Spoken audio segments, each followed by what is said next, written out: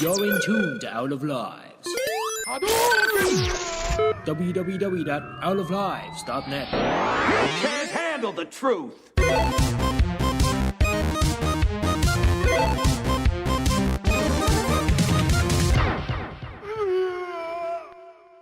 Hello everyone and welcome to the Out of Lives podcast. I'm your host Adam and this week I am joined by Dave.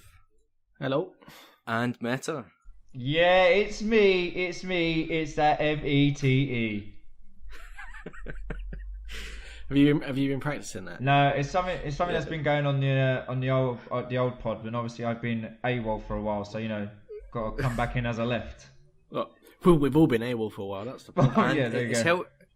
It's helpful that you gave everyone a spelling for it because it's not meat with MEAT, which I've seen someone do in the Slack chat. It happens. So sometimes I need, like when you go into big city centres and there's the guy with the big board that says like golf sale this way.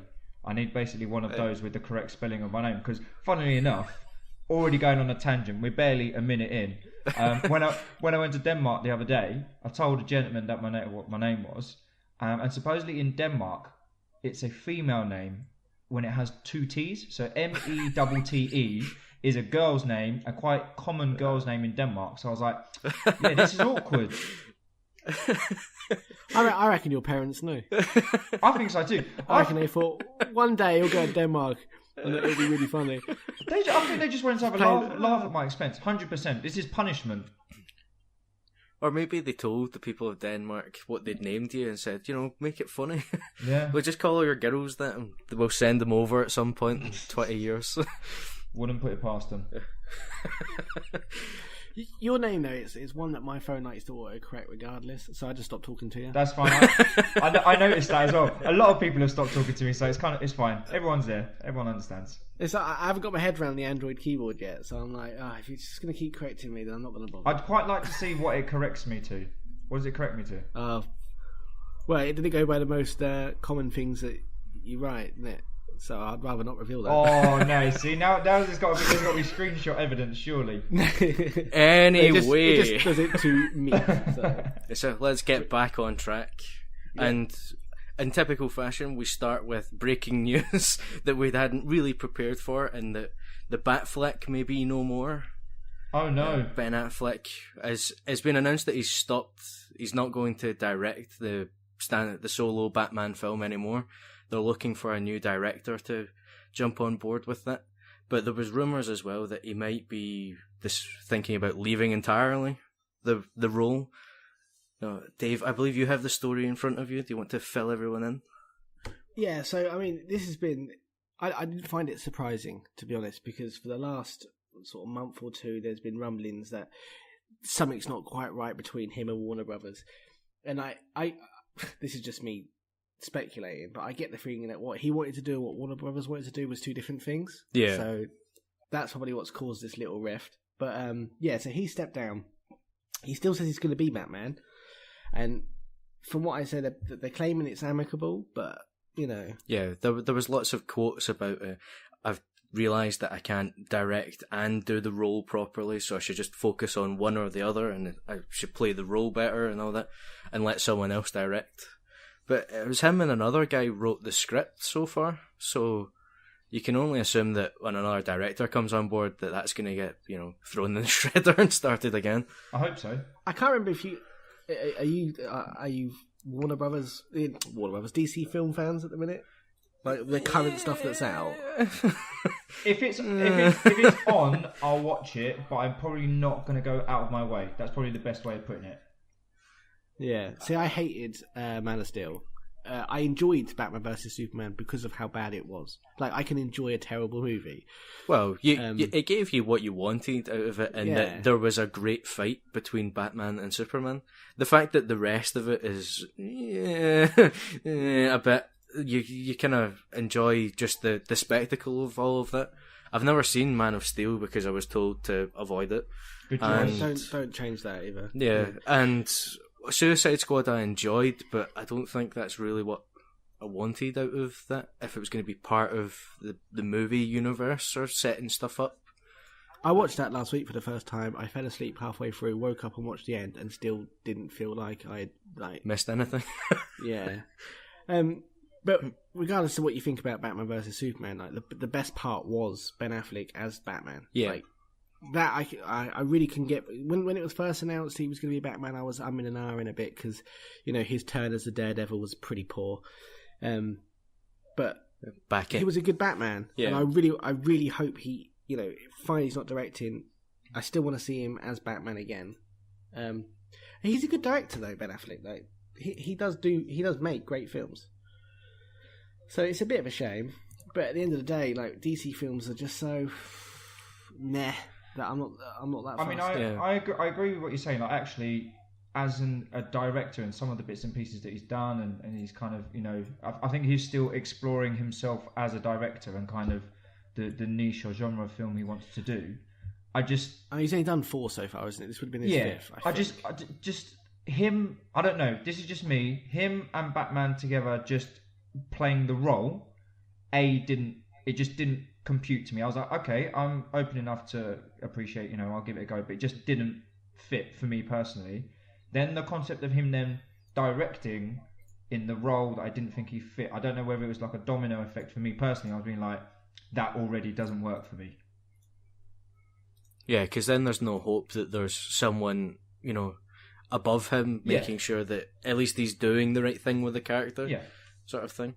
There's no check and balance against him. Whereas if he's just directing and he's doing stuff that you don't think suits him, then you're kind of, well, that's just definitely not for me.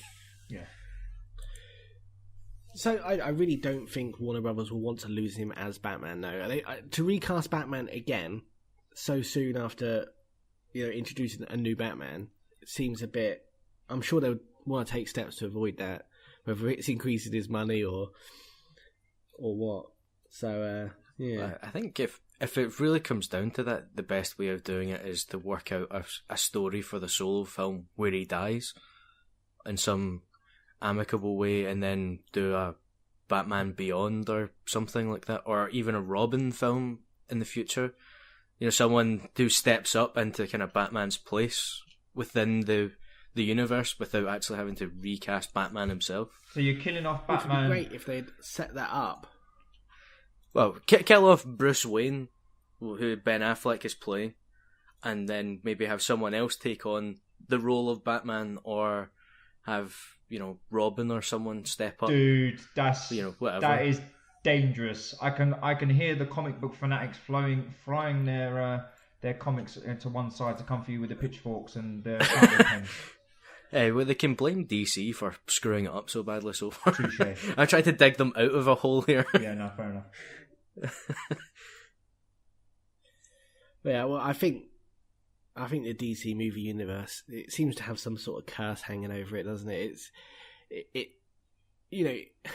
Whether you're a fan of Marvel, DC Comics, which one you choose, you can't deny that Marvel's smashing it, whilst DC is not only playing catch up, but they're trying to build what Marvel's already got, and they've only got 2 films out. No, 3 films if you count Suicide Squad, which I don't.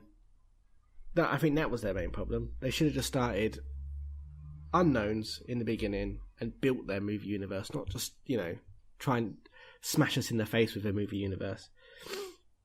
Yeah. To lose Batman now, I think would kill the franchise. I think, no matter how. I mean, if they recast it, get. I would like to see what's his face come back, Val Kilmer. Oh. That'd be quite a fun watch, wouldn't it? Or Michael Keaton. Now that I would watch. All joking aside, I'd watch that. I mean, for me, I think when they had Christian Bale do it and they did the trilogy, then I was like, okay, that reinvigorated what I would say comic book films for me, because I'm not particularly interested in that sort of genre of film. When he did Batman, I was like, okay, this is a darker, more modernistic view of Batman. Yes, I can get into that. They did the trilogy and they were like, bang, okay, this is it, it's done. Now, I don't know whether or not that this new DC Universe 2 film per year, whatever they're planned, is too soon to that. But I don't know, it just doesn't I know this. Obviously, the trilogy was separate to it, and they're now going through a new timeline, and they're picking up this story and that story, and whatnot. But I don't know whether the direction in the very first place, go back to before they even started filming with Batfleck, whether the direction for Batman as a character was correct in the first place, and why nobody anywhere said actually this doesn't fit. Yeah. Oh, I mean, Wonder Woman's looking all right, but at this point, I don't even know if I'm going to go and see it. Yeah. So those series of movies they just don't do it. They're just not doing it for me. Like you say, the direction of the whole thing seems a bit mishmashed. You know, I mean, they're setting up the characters for later films, and it's like you can't even make a solid film now. Yeah. How you setting up like a trilogy of films or a giant storyline that's going to follow for the space of like 5 or 6 years, a la, I don't know, let's say Star Wars perhaps. But yeah, then it's just stop, save the money, give the money to charity, like cure for like third world hunger or something. that would have more benefit in the world. We can dream, can't we? Yeah, either that or we can build a wall across Scotland. Ooh. I think we can move on from there now that we've bashed DC enough. It's a shame to bash it, but I really can't defend it anymore. Yeah, it's difficult not to at this point. They make it too easy. But they should just sell it all to Disney. Let Disney make some DC films. Disney should just make all films now, I think. I think that's what they're aiming for at this fucking rate. Yeah, well, I'm joking, of course. I don't want them to make all films, but like... No, but they clearly do. The rate they've been buying up stuff. But anyway, we move on then to our next talking point, which is Resident Evil 7, which Dave has been playing. Yeah, I'll be honest, I'm only 2 hours in, I think. It's a 10, 11 hour campaign. I'm a massive Resident Evil fan anyway. Like, I've got a nice big collection of games, toys, books, you name it. And when Resident Evil 6 came out, I was incredibly let down. I remember coming home from the shop with it in this little steelbook. I took a photo of myself with it and sent it to me mate, and I sat down to play it, and it was pretty fucking trash, to be honest. So I always try not to get too excited when the next one comes out, but they've smashed it with Resident Evil 7. Like, that game, that's a good game. Now, take the Resident Evil name away, it's a good, solid survival horror game, and you know, for the first hour, I was pretty fucking scared. Like, it's been a long time since I've ever got to that point where I know I've got to go around the corner. I'm pretty sure there's something around there. I really don't want to fucking do it. Yeah, it's an unusual feeling in a game, isn't it? So why would you go round the corner? You just put the controller down, turn it off, put all the lights on, and put on Nickelodeon or Disney. It didn't help. Like, I couldn't sleep the other night. The night I got it, because I ordered it on Amazon and it didn't arrive on release date, which annoyed me. And then I was working for a couple of days, so I didn't actually get to play it. That's why I haven't got that far. So I got up about 12:30 in the night because I couldn't sleep. And thought, I'll just stick Resi on. No. Classic mistake. It definitely helped with the atmosphere of the game. I had my headphones on, and like the sound design in that game it's not like Alien Isolation, but you know how... have you played Alien Isolation? Yeah, I played a wee bit of it. In that game, you could hear things behind you, and it just... The overall sounds of the game made you more, anxious than anything else. And Resi sort of has got that right as well. The sound design, you hear creaky pipes and things, and I heard footsteps behind me, so I'm turning around. They've done a really good job. I'm very impressed. It's still got that... the Resident Evil puzzles where you've got to collect things to open doors and item management, and that's all still there. So it still kind of feels like a Resident Evil game, despite the change to first person. But I think Capcom may have saved their franchise. Score it. How many Daves out of Dave? At the minute, I'm only 2 hours in, so 10 out of 10. It's Resident Evil. So, you think they're onto a winner then with the switch to first person? That's helped? what I would like them to do is, when they do Resident Evil 8, stick to this path, and then their spin-off games can be the third person. I don't mind the third-person action games. Like, a lot of people hated Resident Evil 5. I personally really enjoyed it. I played it co-op, which probably helped my enjoyment. It wasn't scary at all. It wasn't a horror game. It was an action game. So I don't mind the third-person action Resident Evil games. Just keep them as the spin-off and keep the main core series as your horror, and you'll be back to a winning franchise again. Because the name had become a bit of a joke, I felt. Even the spin-off Revelations titles were good, but it wasn't lighting anyone's fires because everyone knows that 6 was crap. Yeah, it's enough to kind of kill a franchise off almost. Yeah. So I'm very happy that we get it back on track and they're killing it again. There's a demo out, so if you haven't played that, just give that a go. At like 10 o'clock in the morning with the blinds open, lights on, torches on, candles on, the whole shebang, yeah? Yeah. I mean, after an hour or two, like, it's not, when you've got used to the enemies and the environment, it stopped being scary, but that first initial hour, yeah. Do it sort of midday. Although it stops being scary, does it maintain the kind of the feel of the tension and stuff like that? Do you still?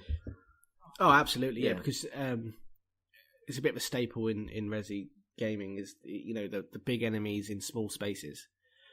So although you haven't got those tank controls of the originals, you've still got that. Oh, I've not got much room to maneuver, and the character's not very good with a gun, so it's not like you're typical first-person shooter when you've got a pistol. It's hard to aim and shoot. He's a bit shit at it. Yeah, and they've done it well where it's not frustrating, but you can it's not quick. Nothing, you don't reload, and it's just like Call of Duty. Yeah, you've got to go and hide in a corner somewhere to reload, and I feel stressed out. Yeah, it's still got the tension. It's very stressful. That's my only worry is that I never finished Alien Isolation because it went on too long and it was a stressful game. And this is quite stressful, and it's 10 hours. I'm thinking, will it outstay its welcome? I don't know. I'll have to wait and see. Yeah, I think that's where they struggle, because a horror game, if you play it for that many hours, it's going to stop being outright scary most of the time. It needs to maintain that kind of tense feeling without boiling over into I fucking hate this game rage that you get when it just starts annoying you. I think that's where Alien Isolation tailed off at the end for a lot of people into that, which is maybe why it could have done with being a wee bit shorter, and a lot of people have said that. Maybe. Absolutely. I'd love to see the stats on how many people started Alien and how many people finished it, because I stopped after 4 or 5 hours. I loved the game, but I just didn't want to go back. Yeah, that was enough.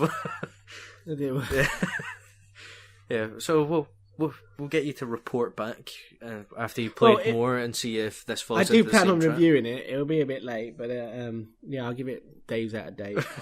I like that. I've just got this image now of them releasing an advert or something like that, and on the cover is just a picture of Dave's face that says "Dave's out of Dave's" with like a big star behind it. No. You wouldn't. No, it wouldn't even be that, because if I was going to do it that way, I'd have say it was 10 days out of day. I'd have 10 faces. There'd be no space on the cover for anything else. I'll gonna have a word. I'll have a word with Bob after this and get him to start mocking it up. Yeah, there'll be kids going in to pick up the game. They'll be like, "Mummy, buy me this." They're like, "What's that?" It's like, "Oh, it's Dave's out of Dave's." Oh, that sounds wonderful. Come, my 7-year-old child. Of course you can buy this. 2 hours later, kids running out the door like for their lives, bloodshot eyes, everything. Jeez. To be fair, I don't think they'll get 2 hours in. That game is hard. I don't think it's just me being shit. Yeah, well, you can get 2 hours in. You're on the first level and haven't gotten anywhere, but you're still 2 hours in if you spent that long bashing your head up against the first door. Look, you can die plenty. I ran out of breath there. You can die plenty of times in 2 hours. Start again. Yeah. So yeah, if you haven't played it, play it. If you're a sadist, play it in VR. Yeah. No, thank you. I mean, even the most simplest VR games make me feel sick, but this one, like, the setting alone will make me feel sick. But I can't imagine hiding behind things and jumping. Oh no, it makes me. I'm gonna have to take a motion sickness tablet just thinking about it. Yeah, that's not for me. I didn't buy my VR headset to, scare myself fucking shitless and like break it on a wall or something. Did you not? No, I did not. That's what you told so me you I'm did. gonna avoid Resident Evil. Gonna avoid it entirely. Best way. I believe the term there is hear no evil, see no evil. Nudge, nudge, wink, wink. Exactly. If I can't see it, it doesn't exist. Exactly. We'll move on then to our next talking point, which is a new trailer that dropped for a Netflix film called The Discovery. Did you both actually get a chance to watch it? I put the link in the... Do you know, you did. I'm just looking at the link now thinking, I was probably supposed to watch that, wasn't I? Yeah, no, I'm flying blind because I think it would be more interesting to hear my reaction from Adam describing it. Yeah, go on. This is going to be good. This is like those like oracle tales, like audio. It's like an audio book. It's like the Adam audio book, but it's audio trailers by Adam Thomas. I get the feeling this is not going to take off as an idea. Can you do it in a Scottish Attenborough voice though? And here we can see The Discovery, the next film on Netflix. Like, you know, give it a bit of panache to it. Go on. Oh shit! No, I did watch the trailer. I just clicked on it. No, you sent it me on Slack the other day as well. I did watch it. So, but no, I've just seen Jason Segel's face. I was like, oh yeah, him. Yeah, well, no matter. I'm not going to give it any panache. Oh, come on! The basic plot synopsis is that they've scientifically discovered the existence of the afterlife. What happens to you after you die?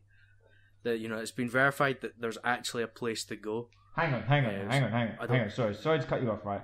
So the premise of the film or the feature length program, whatever, is that there is proof of the afterlife and what happens to us once we die. Now, yeah, they've scientifically verified that when you die, there is a place that you go. Yeah, the afterlife. Yeah, but current day America with Satan in power does not count. like we're already there. We don't need to watch this program. Just ship yourself over to America. You get there, we're all dead. Satan's in power. Hallelujah. Let's have at it. Well, the next part of the plot synopsis is that now everyone has decided to start killing themselves in order to go there. Yeah. That's the next part. That's basically your brief summary of what the hell's happening. I didn't get that from the trailer. Like, I just thought they would do. I thought it was a bit like a Flatliners sort of thing. You know, they're doing themselves in just to have a look. I didn't realise they were staying dead just to get there. So someone's given a brochure and said, "This is what happens when you die. Which package would you like to take?" And then another person's like, "Yeah, I'll go for the all-inclusive package, please. Don't wake me up." Alright, you're taking it to extremes here. No, hang on, Dave, back me up on this, right? Because this is the same line of thought that you've got. People have found that there is existence of life after death, so they want to discover it, so they're killing themselves. Yeah. There's no... Okay. Like, that's it. There's no extreme to what I'm saying. It's just, people are deciding, I want to see what happens when you die. No. Meta, the extreme part was you deciding that people were turning up with brochures as if it's Centre Parks that you're getting offered. Dude, do you know how much money... do you know how much I like Centre Parks? Dude, do you know how much money we could make from that? Like, imagine the dollar bills. Like, seriously. Hi, my name's Meta, and you might remember me from such infomercials as How to Survive a Car Crash and How to Jump Out of a Plane. Today we bring you How to Die. Like, come on. In a car crash. Yeah, like... Wow. The sequel to our previous video. Do you choose how you get off as well? Is that part of the process? I'm really intrigued by this. You've probably got my interest. The point of it is that it's been discovered that the afterlife actually exists, so people have just decided to start offing themselves to go there to see it, as opposed to, so there's not a choice. There's no man with a brochure. You're not in Thomas Cook getting a holiday booked up or anything like that. People are just killing themselves to go and see it. I've got to be honest though, if they turn around now and said, there is an afterlife, it's really nice, which, you know, a lot of people do say that now at the minute, I'm still not doing it because, you know, I'm not taking myself off the So if there ain't no But brochure, this is I'm the not. point I'm I'm not trying to signing get up to, for right? it. So people are deciding that they want to go to this place, which is, let's just say to Dead Island, right? They want to go to Dead Island, but how can they guarantee, exactly what Dave said, how can you guarantee what is on Dead Island unless you're shown about it? One, because you can't be told about it because the last person that went to visit is dead. So they haven't come back to life and told you, oh, by the way, come along, there's this and this. How do they know what's there? This is why I want to watch this program. Yeah, this is why I It's a thought film. the film was interesting, because it's a fascinating idea that we could somehow discover that the afterlife actually existed, and then how would you go about? Well, one, how are they going to try and justify that in the story of making that seem even remotely plausible, and then two, what would it be like in their fictionalized version, and then three, how is everyone coping with that? That is the Yeah, it's weird really good kind of because- thing. Yeah. Already, I've got like a million questions. Yeah. Like, how did they verify it? Like, Yeah, see, that's what I'm talking about. How do I they know need to what's know there? that. And this is why I put it in the running order, because it's good. It's a really interesting kind of idea for a film. It's got Robert Redford in it, so already Yeah. I'm sold because I love Man that like guy. Redford. He's a dude. All right, I got. I can't stand Jason Segel.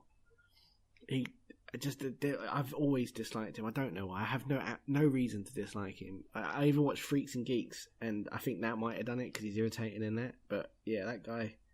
I know him best from How I Met Your Mother. Yeah, I couldn't stand that either. I quite enjoyed that. But I've got another question. So yeah, it's a very fascinating kind of concept. There was no date on it. It was just coming soon, if I remember rightly, from the trailer that they've released so far. March 31st. Oh, there is a date. There we go. Exactly 2 months away. I do like that Netflix keeps giving me reasons to renew my membership. Actually, I don't actually have a Netflix membership. It's my mate's. Do you want me? No, do you want me to cut that out? No. He funny story. He gave me his Netflix account and password for me to watch something. I Bad can't remember what. decision. He does it all the time to everyone. He's a very generous, Liberal and- type. Yeah, but he's also got his boss and his mum. Oh! They also have access to his account. So of course, when I set my profile up, I put my name as Cunt Flaps. Wow. Yeah. Oh dear. I completely forgot I'd done it for about 2 weeks, and then I got a text message like, "Dude, what the fuck?" So I've just googled the film, right? And the main character supposedly is that guy that's in those memes of like ancient aliens. You know, the guy with the crazy hair. Come on, you got to know who I'm talking about. Yeah. He should be the main character. Like, he is the face of that film. He has to be. If not, Netflix is missing a trick. Get him in and recut the film, because that is the guy. He's the guy. The CGI is good enough now. They could just superimpose his head onto the main character. Yeah, good. Tarkin-esque. shout. Yeah, exactly. Let's be honest, though. Netflix are, absolutely killing it. Much like Marvel. Well, Yes. Yeah. absolutely outstanding. Netflix and Amazon are buying more movies from like the Sundance film festivals and things like that than any other distributor. They are becoming just like I can just imagine Netflix being TV in 10 years time, right? Netflix have become McDonald's. Yeah. What I can't wait you'll have for the to movie. go round into a drive-through. What would you like to order? No, but it's, Like, I'll have the Discovery film, please. they're going to become a superpower. Them, Starbucks, Netflix, McDonald's. It's like, dude, if you was to own or take down any of those three, like, the world would fall apart. It's not even a joke. Imagine what would happen. I really would like to go to Starbucks with you so that they'd have to read your name out. I don't even bother. It'd look at his cup and he'd be like, "Oh, I thought it was a female." I hate coffee, so I'd never separate in Starbucks. Anyway. All the more reason to go, and then you to then go, I didn't order that. I wanted a muffin. I tell you what, I would like to do that. I'd like to go in there and say my name was Cat Piss, and then have the person shout out Cat Piss, and then hold up a cup. Just, you know. I think they're probably wise to that sort of. You never know. I've heard stories. Oh dear. Right. So yeah, so you're both interested in watching the Discovery. I then? will actually. I am. Yeah. I will On the- definitely. The 31st of March. I will put my hatred for Mr. Seagull Face aside Seagull and watch this movie. I'm sure. Is it Seagull or Seagull? Or, is I it think just it's Seagal, Is isn't it? I don't. I honestly, I've always just said Seagull because it's easier. I say Well, go with it. Go with it. Seagull. It must be horrible to have a name that it's hard to spell. And Yeah, tell me about it. sort of weird to say out loud. Yeah, no, man. Anyway. On the subject, since we brought it up a couple of times, of Marvel, they announced some big news alongside Square Enix that they have a multi-game partnership that they've announced, and it starts with the Avengers project with #reassemble and a 30-second teaser, which was interesting. It showed us nothing though, unfortunately. Yeah, it's a tonal thing with a bit of voiceover over the top of it that sets up a pretty grim scenario to begin with, and they're having to reassemble a superhero team or Avengers team.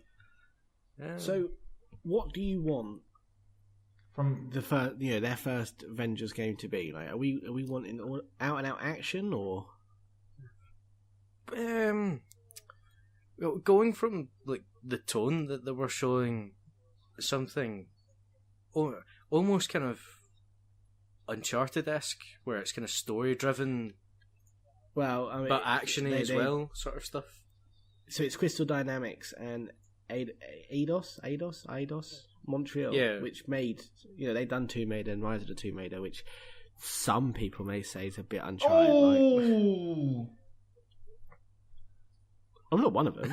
Just some No, I people- know you're goading the masses there, Dave. Be careful; they'll be coming at us with their I pitchforks. know. Hey, it's in the PlayStation pod. So I can imagine a sort of that stylized action game with your strong plot, linear. Well, I mean, Tomb Raider's not that linear, but it's pretty linear, isn't it? It's not open world. Yeah, It's large areas. Yeah, that's what I mean. Kind of large enough areas for you to kind of tromp about in or whatever, depending on how the story's working out. What areas those might be that you're going about, but I don't want it to be like an open world. Here's New York or whatever kind of story. I want just a kind of an actual story based start through to the end sort of thing. That's not. I think it has to be that, because if it is an open world sort of action adventure game, that just turns into Infamous, basically. Yeah, it's been done. It's not as much fun as it sounds on paper. Like, I mean, the only superhero open world game I remember being good was Spider-Man 2 on the PlayStation 2. Preach. That's because. Yep. That's because at the time there wasn't much else. I mean, the Hulk Ultimate Destruction that came out was pretty good as well. But overall, I don't think I want that. I would rather have a really strong narrative, and the only way to have that is to have a more linear game, in my opinion. Yeah. Unless you get Rockstar to do it, which isn't going to happen. So No, I'd say games in the kind of Infamous style they're enjoyable games, but they're not bust out, knock it out the park brilliant most of the time. I also get bored with them after 3 hours. Like, yeah, if I'm honest, can do. I really enjoyed Infamous. That's more me. I wouldn't call it one of the best kind of games that it could have been. Whereas something with the Avengers like that, you want them to go fucking nail it, because what we really want out of that is for the multi-game partnership to be a success, so that they go do some interesting stuff. Maybe you'll get characters that they can't do really well on the cinema screen, but they can recreate in a game world much easier. That would be more interesting and just round everything out a bit more. But I was just the other thing I was wondering about it is the timing, they've just announced this, and going by the fact we just got a tone piece and not no gameplay or anything, nothing concrete about it other than, we're working on stuff. I'm thinking, it's going to be another, 3 years down the line, 4? Minimum. Well, yeah, I mean, they've announced a partnership, but they haven't said when the partnership began, have they? And they didn't say the game's been in development for X amount of time either, so at this point, it could be any time, really. Yeah. And, I don't think they'd have been doing it in secret for a while, because it would have got out that they were working together, I'd imagine. Yeah. It's the reason I bring that up is because timing-wise, bringing that the games thing in, how's that going to fit kind of into the Marvel Cinematic Universe, or will it fit at all? These are kind of questions that I want to know, because if it's that far out, we're looking at being on the other side of Infinity War and whatever else. I would hope they weren't connected. To be honest. I think that's the only way they can do it, is it'll be something that goes alongside in the universe, and you might dip in and out of the major storyline rather than have it run linear to the actual movies. Well, I think completely separate would be because as much as we were saying the opposite with DC, Marvel has got this massive interconnected movie universe now. That comes with a lot of baggage. Yeah, true. We've seen certain characters, and so you've already got those characters established, and I can't imagine them taking risks with the property in a game. So I can't imagine them having like a dark storyline with Tony Stark if because they're going to be worried about their movie character. There would be more restrictions, I'd imagine, if it was supposed to be within the same universe rather than separately. So what do you think? A new character set, or like? No, I think we'll still see the same characters. I just think it will be like we've got the comics, we've got the movies, and now we're going to have the games. That's how I would rather it. Whether it is that or not, I don't know. But because we're getting it, they've confirmed the Guardians of the Galaxy game is the second one of this partnership. Have they confirmed that already? Oh, jeez. I'm just going to check, but I think so, yeah. I mean, I guess that makes sense, because then you can have 3 sets of fans, in theory, that can intertwine with each of the different mediums. So you'll have your movie fans, you'll have your comic book fans, and then your game fans. And then if you've got Ultimate fans that dip into all 3 or dip in and out of 1 and 2, I guess, it's raising the profile of the brand at the end of the day. Because the Marvel films pick... Yeah, it is confirmed that they're making... They have confirmed that. Oh, I missed that news. That's interesting as well. Reportedly. But Eurogamer and Kotaku published separate reports that it's in early development. So it's got, It's concrete enough to assume that that's probably what's happening. Yeah, that's fair. And if they're going to tackle that, I would say that, you could make a good... I think Guardians would give you a much more... you can have much more options and opportunities to make a game in that universe, because it's big. Yeah.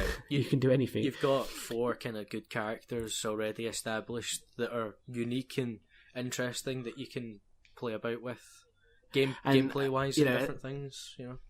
A single story with them can be on a distant planet. Completely unrelated to everything else, and it'll be fine. Whereas if you could have them crash land by mistake because someone shot out their engine or whatever, and then that is their story about how they try and fix their ship, and there's a crazy crime thing happening on this planet, then they save the day. You can spin out any old fucking crazy crap, which works perfectly for making a game out of it. Yeah, I think it's easier to make a game in space than it is to make a game in Manhattan, without it being boring. You say that, but look what happened to No Man's Sky. Whoops! But the game that Adam would be playing forever. Yep, that one, made in space, that completely fell on its face. I've got to be honest, I still want to play it. I've not played Don't it. do it, I'm waiting for it to be £5 on Steam, and then... The 2 hours, you know how we spoke about Resident Evil and about it being like 2 hours. Like, you can play 2 hours and then you've got the synopsis of the game. It's done. Like, you don't need to play more than 2 hours. Yeah, but 2 hours, £5. Oh yeah, no. For that price, mate, go for it. If you've got a £5 knocking around back of the sofa, get all the change out. You're good to go. It hasn't dropped to that price yet. I'm just waiting for a Steam sale. I don't think I'd pay more than a tenner for Not it. even that. Anything more. I want to try that. That game I want to play out of it because it's of how notorious it is. Now I want to experience it for myself. I had no intention of playing it beforehand. Oh, fair enough. Yeah. So it's kind of worked in its favour for me. Right. Yeah. Getting back to the Marvel Square Enix thing.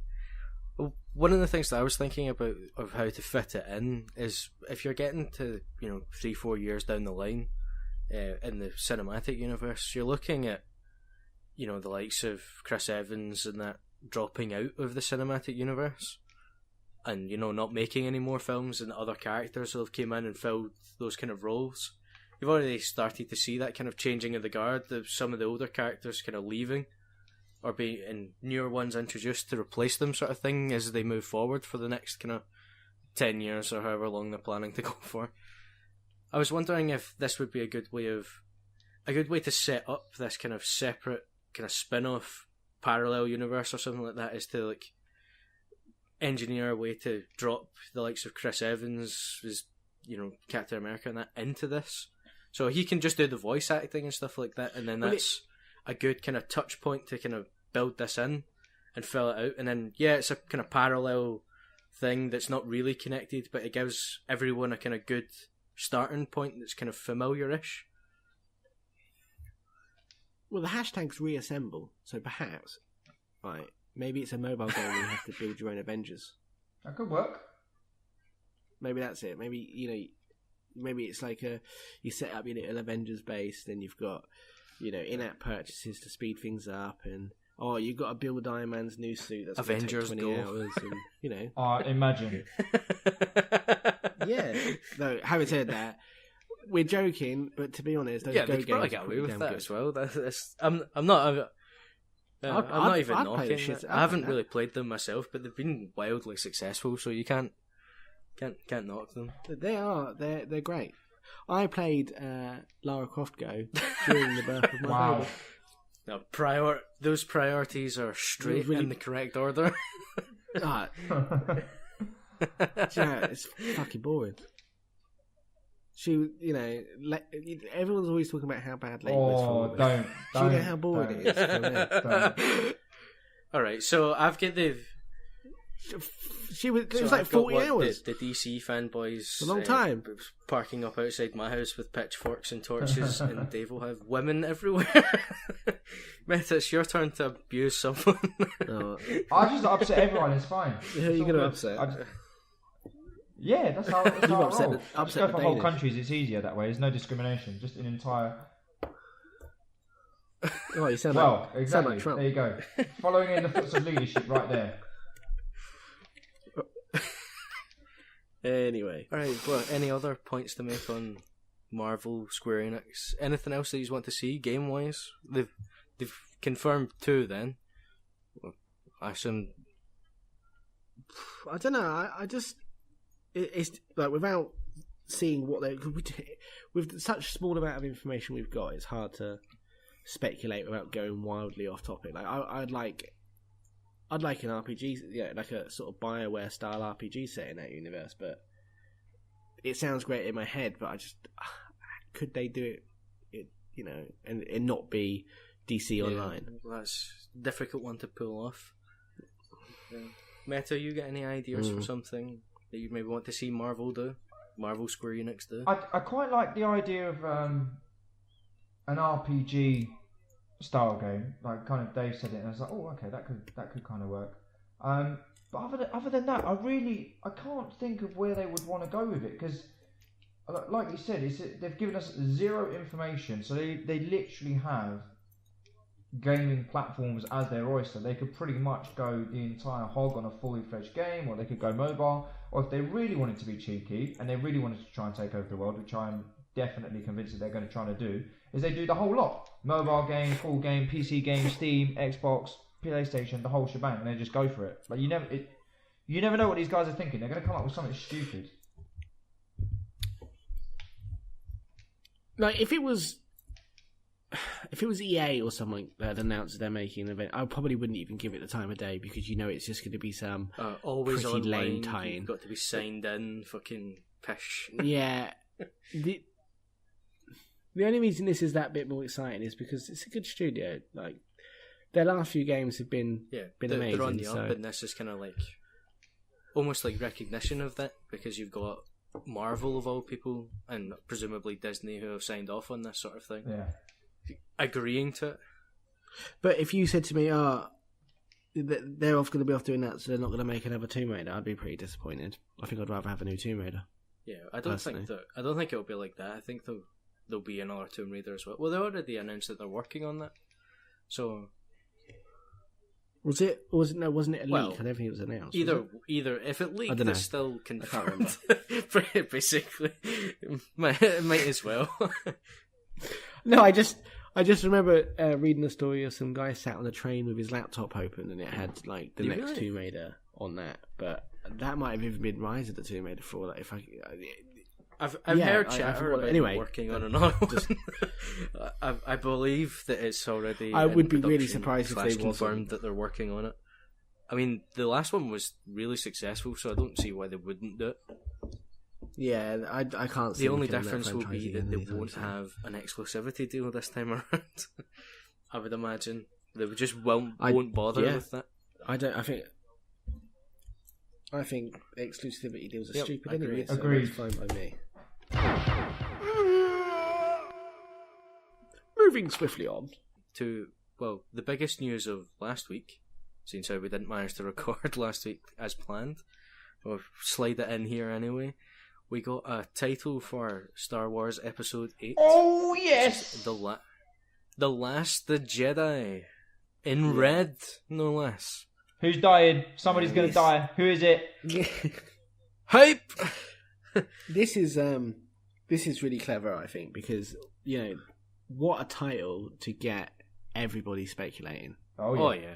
Because it could be singular or plural. And I mean, it could mean any number of characters or anything. It's brilliantly done in that very ambiguous kind of way.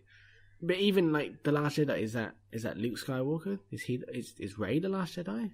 I've had a pretty good theory that Snoke's the Last Jedi. Yeah, I watched the video about that earlier on today. Actually. Which at first I was like, no, don't be silly. And at the end of the video, I was like, huh.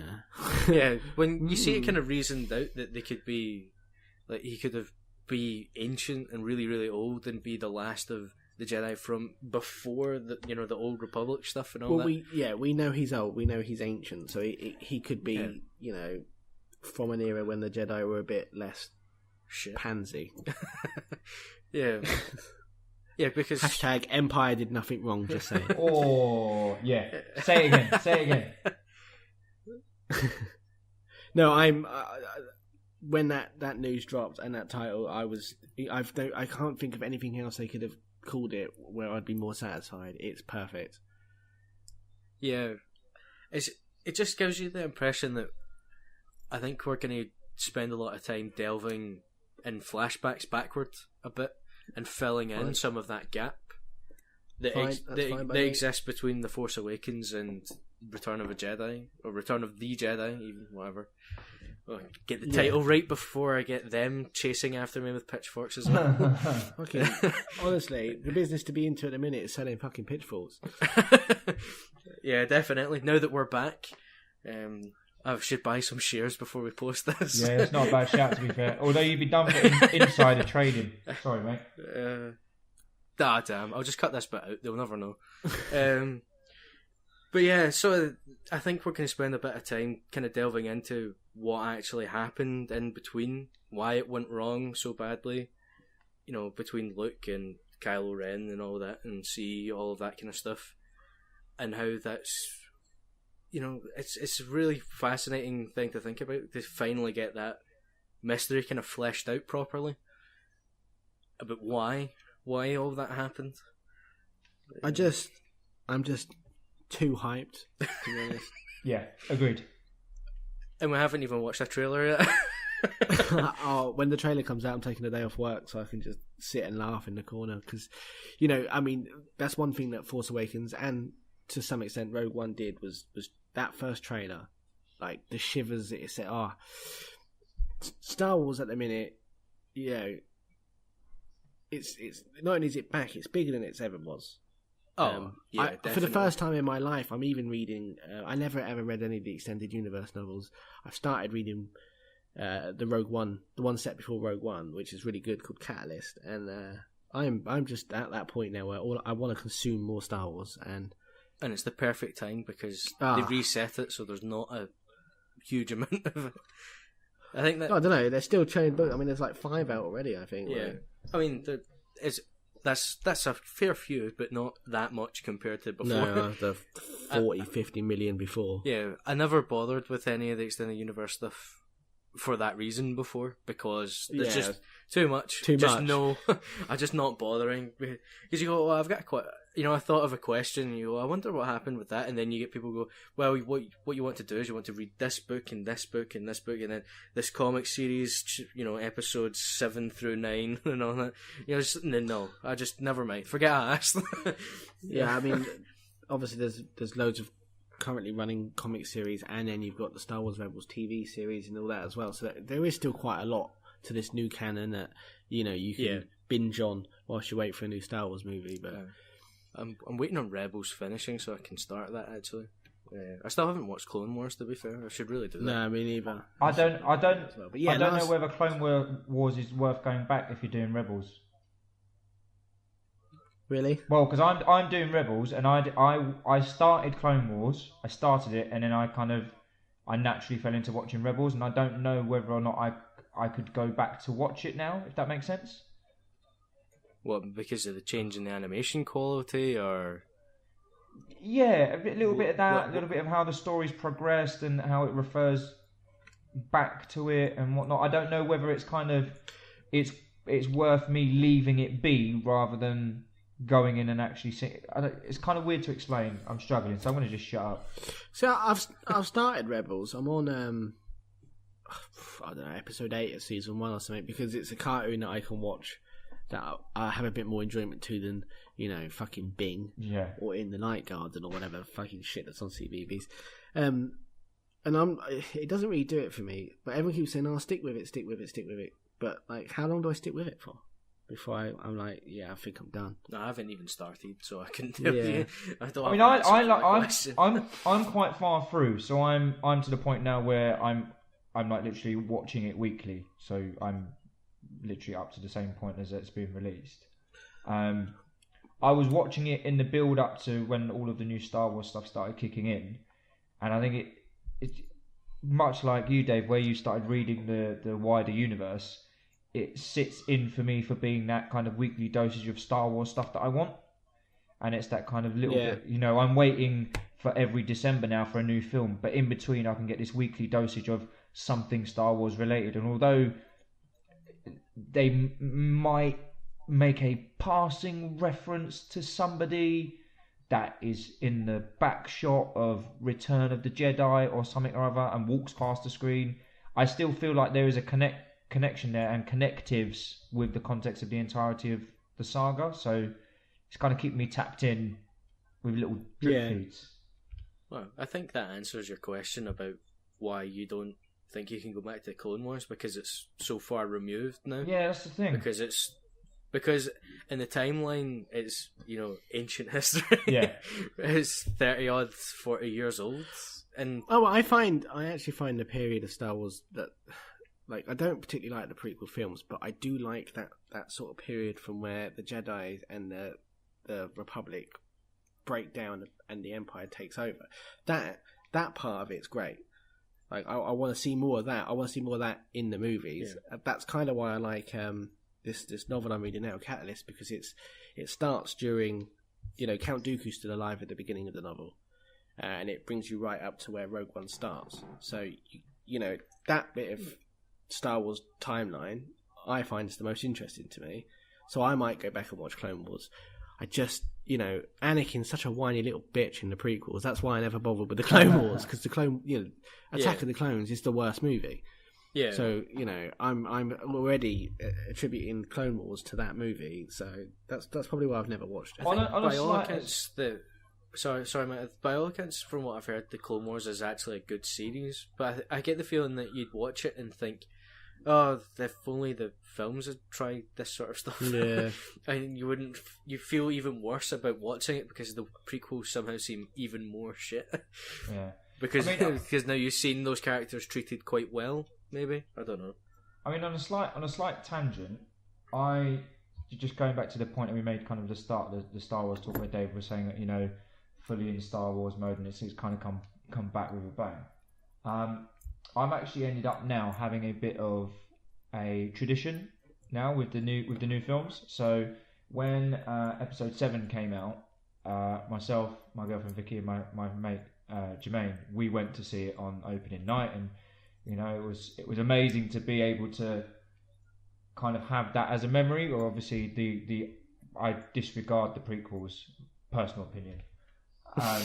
So like from when the original saga came out, I never got to experience that, you know, going to an opening night film and opening night showing. So we've now got this tradition where opening night on each of the next however many Star Wars films are going to be, we've kind of made the pact where it will be 20.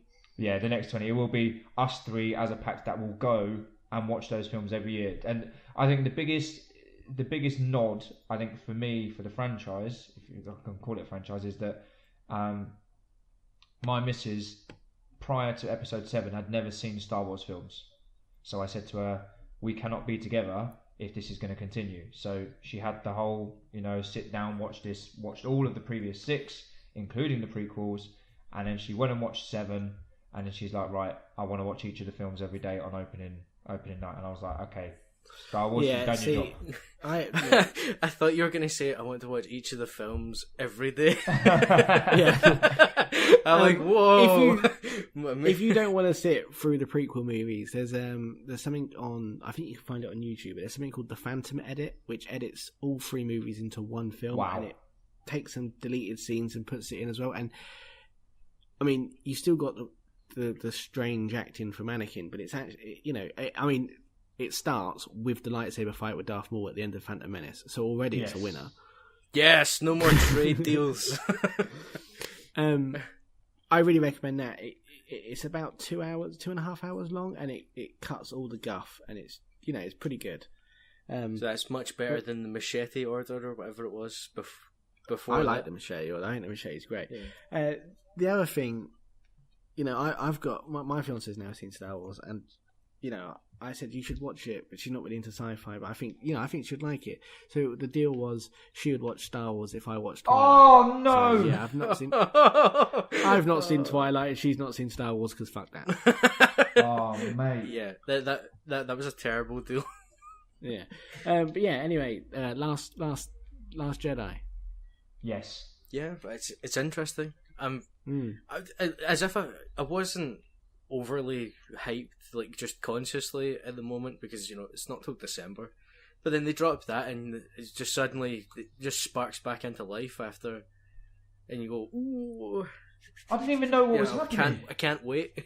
I just can't wait. I literally didn't even know what was happening. My friend tweeted me the picture, and I was like, I texted him. I was like, "What the hell is this? Like, where has this come from?" And he goes, "It's the title of the new film." Is this fake? Yeah, and then literally, much like what you said there, Adam, I wasn't even on my radar, and then all of a sudden I was like, "Oh my goodness, here we go again."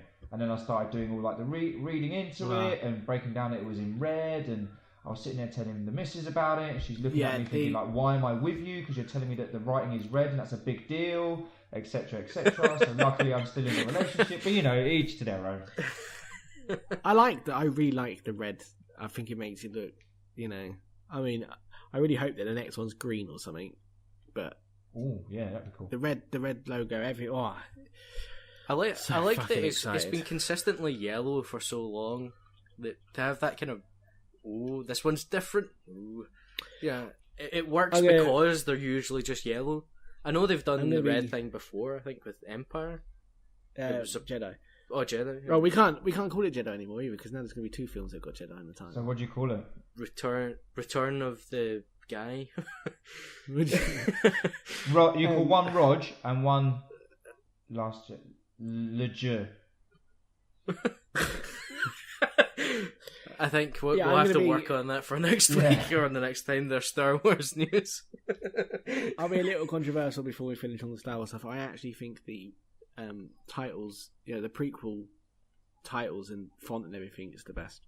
If you look at them, they're really stylish. The films are shit, but if all the Star Wars films had that big episode and then the number and then the title, I think it would look really smart. Dave, you're lucky I love you. But yeah.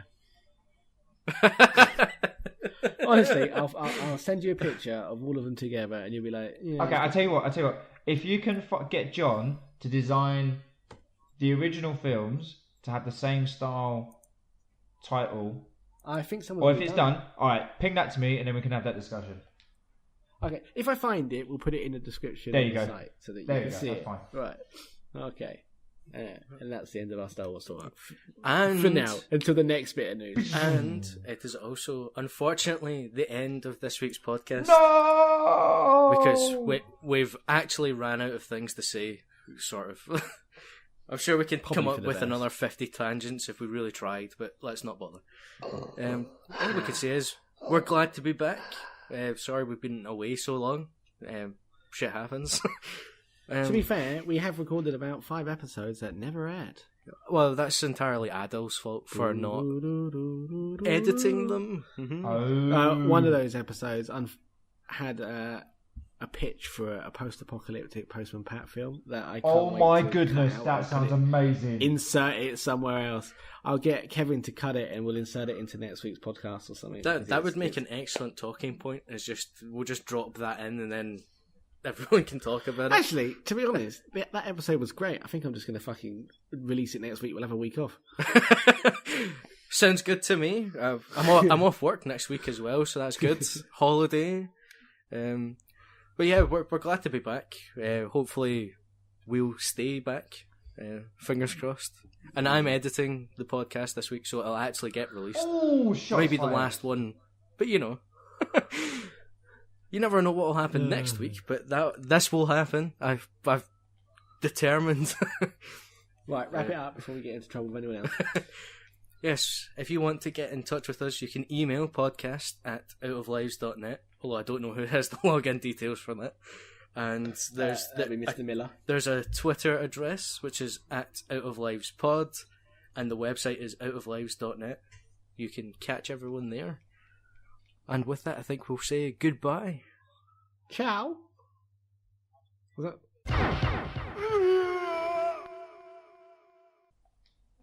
Postman Pat, Postman Pat, Postman Pat, and the apocalyptic cat. I'm not scared of your pitchforks, bitches. You're in tune to Out of Lives.